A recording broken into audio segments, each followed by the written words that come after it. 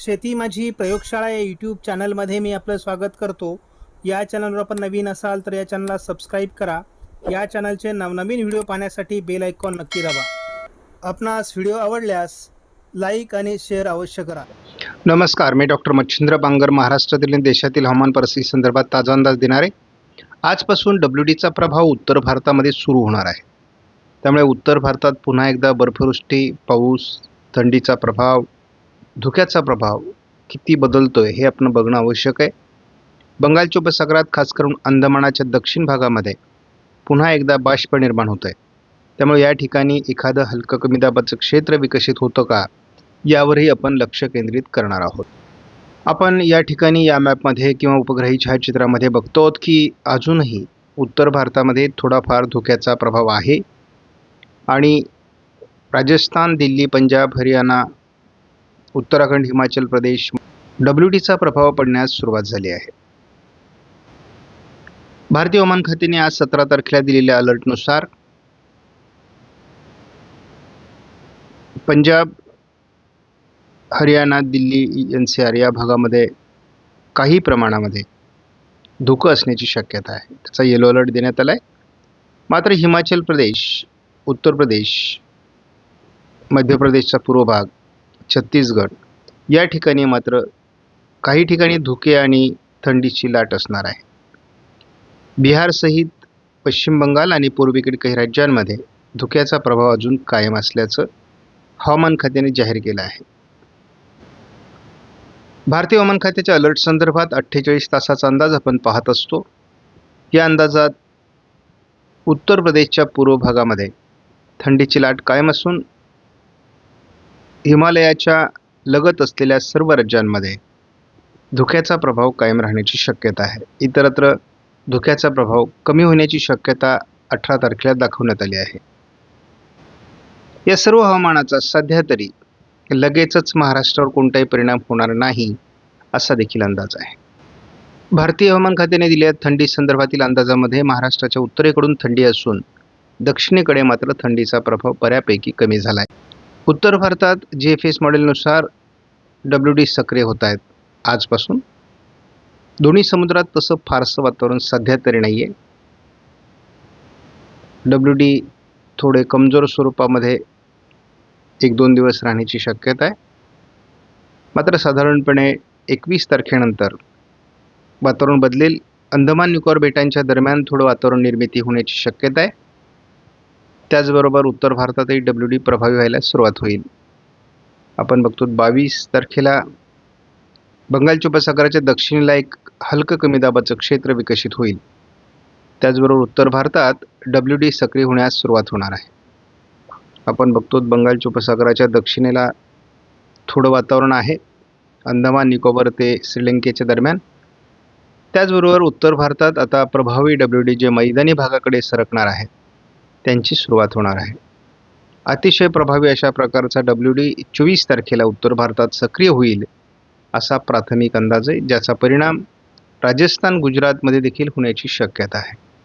आपण बघतो की एकाच वेळेस श्रीलंकेच्या आजूबाजूने असलेलं कमी दाबाचं क्षेत्र आणि उत्तर भारतात असलेल्या WD यामध्ये जर ट्रप लाईन तयार झाली तर नक्कीच महाराष्ट्रामध्ये सुद्धा वातावरण बदलू शकतं.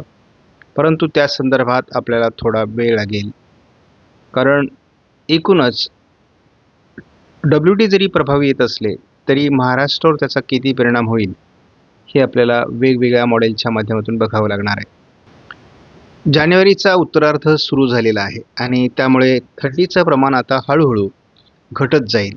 जी तीव्र थंडीची लाट आपण महाराष्ट्रामध्ये किंवा दक्षिणी राज्यांपर्यंत पोहोचलेली बघितली ती आता काही अंशाने कमी होणार आहे. परंतु तरी देखील विदर्भाचा उत्तर पूर्व भाग, उत्तर महाराष्ट्रात थंडी बऱ्यापैकी असणार आहे. आपल्याला महाराष्ट्रामध्ये थंडी कमी अधिक प्रमाणात जाणवणार आहे, परंतु मूळ थंडीचा प्रभाव महाराष्ट्रातला बऱ्यापैकी कमी होतोय.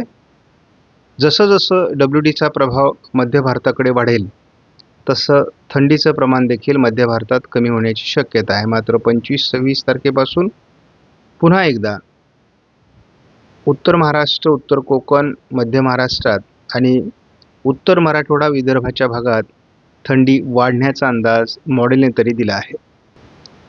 CFS V2 या मॉडेलने तरी एप्रिलमध्ये आपल्याला अवकाळी पावसाचा अंदाज दिला आहे महाराष्ट्रामध्ये. त्यामुळे द्राक्ष बागायतदार, कांदे बागायतदार, जेही उन्हाळी पिकावाली मंडळी आहे यांनी आपलं संपूर्ण पीक हे 15 एप्रिलच्या आत उरकून घ्यायचं आहे. या मॉडेलने मेमध्ये जरी पावसाचं प्रमाण कमी दाखवलं असलं तरी वातावरण बदलतंय. काही वादळी सिस्टम बंगालच्या उपसागर किंवा अरबी समुद्रात विकसित होऊ शकतात. मी सातत्याने CAN-SIPS मॉडेलचा अंदाज देतोय आणि आपल्याला अगदी एप्रिलचा काही भागामध्ये तर मेचा बहुतांश भागामध्ये भारतात पावसाचा अंदाज आहे. आपण NMME मॉडेलनुसार सुद्धा बघतो आहोत की महाराष्ट्रात मेमध्ये पावसाचा अंदाज आहे. आपण जेव्हा ECMWF मॉडेलचा एकत्रित अंदाज बघतो तेव्हा मात्र महाराष्ट्रावर फारसा परिणाम दाखवलेला नाही आहे ECMWF मॉडेलने. त्यामुळे आपण या अंदाजासंदर्भात जे काही बदल होतील ते प्रत्येक व्हिडिओमध्ये समाविष्ट करणार आहोत. मात्र आपण बघतो AIFS मॉडेलचा जर आपण अंदाज घेतला तर पूर्णपणे ट्रफ ही दक्षिण भारतापासून उत्तर भारतापर्यंत तयार होण्याची शक्यता असून महाराष्ट्रात देखील त्याचा मोठा परिणाम होण्याचा अंदाज ECMWFच्या AIFS मॉडेलने दिलेला आहे. त्यामुळे आपल्याला कुठल्याही अंदाजाकडे दुर्लक्ष करता येणार नाही.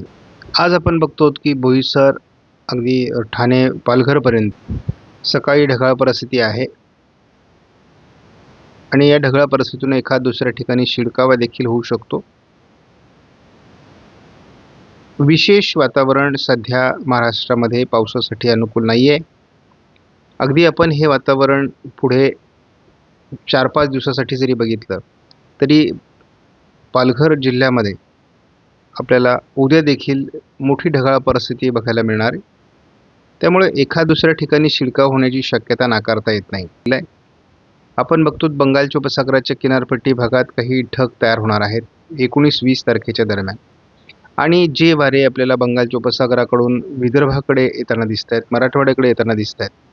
त्यामुळे आपल्याला साधारणपणे 19 तारखेला दिसत आहे की लातूर जिल्ह्यामध्ये आणि थोडं अकोला, जालना, रिसोड, पुसदच्या दरम्यान थोडं वातावरण निर्मितीची शक्यता आहे. महाराष्ट्रामध्ये आज 20 तारखेला बऱ्याच ठिकाणी ढगाळ परिस्थिती दाखवलेली आहे. त्यामुळे विदर्भ, मराठवाड्याच्या काही भागात हलका शिडकाव होण्याची देखील शक्यता 20 तारखेला दिसते. 21-22 तारखेला पुन्हा एकदा महाराष्ट्रामध्ये पावसाची शक्यता आहे. वातावरण खराब होण्याची शक्यता आहे. त्यामुळे शेतकऱ्यांनी त्या दृष्टीने नियोजन करावं. आपणास व्हिडिओमधील माहिती महत्त्वपूर्ण वाटल्यास लाईक करा, शेअर करा, चॅनलला सबस्क्राईब करा. धन्यवाद. जय हिंद, जय महाराष्ट्र, जय बळीराजा.